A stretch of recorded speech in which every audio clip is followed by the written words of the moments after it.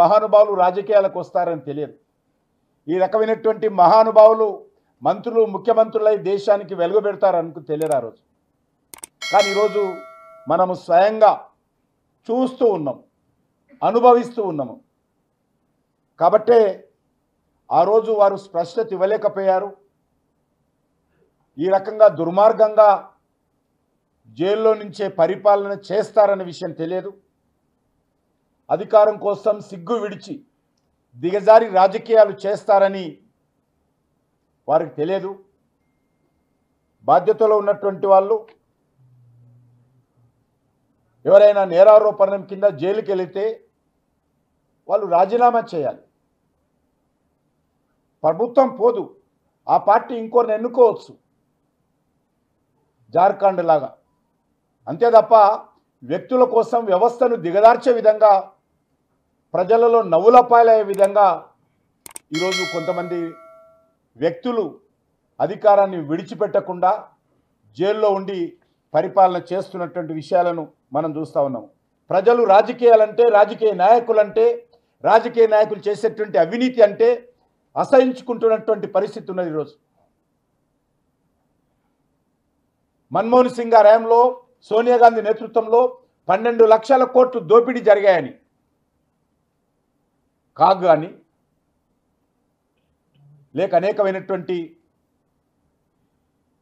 Government ఏజెన్సీలు కానీ ఆ రోజు ప్రజల ముందు పెట్టడం జరిగింది. కొంతమంది కేంద్ర మంత్రులను జైలుకు పంపడం జరిగింది. అది కోల్ స్కామ్ కావచ్చు, 2G స్పెక్ట్రమ్ కావచ్చు, కామన్వెల్త్ గేమ్స్ కావచ్చు, అనేక రకాల కుంభకోణాలు.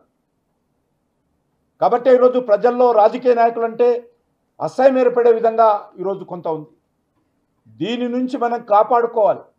ఎవరు అవునన్నా కాదన్నా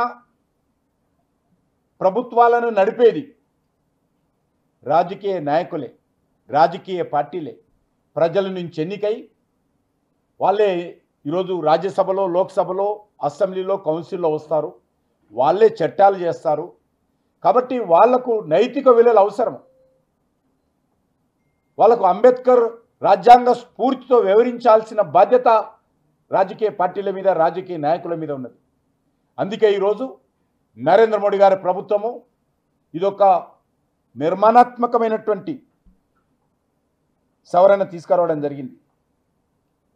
ఇన్నేళ్ల పాటు దోచుకున్నటువంటి కొంతమంది రాజకీయ నాయకులకు ఈ రకమైనటువంటి చట్టము బాధ కలిగించవచ్చు. మనం అర్థం చేసుకోవాల్సిన అవసరం ఉంది. ఈరోజు మనం చూస్తూ ఉన్నాం, దొంగ ఓట్లతో, రోహింగ్యాల ఓట్లతో అధికారంలో రావాలని తాహతా పడుతున్నటువంటి కొంతమంది రాజకీయ నాయకులకు ఈ రకమైనటువంటి చట్టాలు మరి వాళ్ళకు మంచిగా అనిపించదు. దేశానికి ఉపయోగపడేటువంటి ఈ రకమైనటువంటి చట్టాలను వ్యతిరేకిస్తారు, అర్థం చేసుకోవచ్చు. కానీ వ్యతిరేకత కానీ, సవరణలు కానీ ఇంకా అన్ని పార్టీలకు చెప్పేటువంటి అవకాశం ఉంది.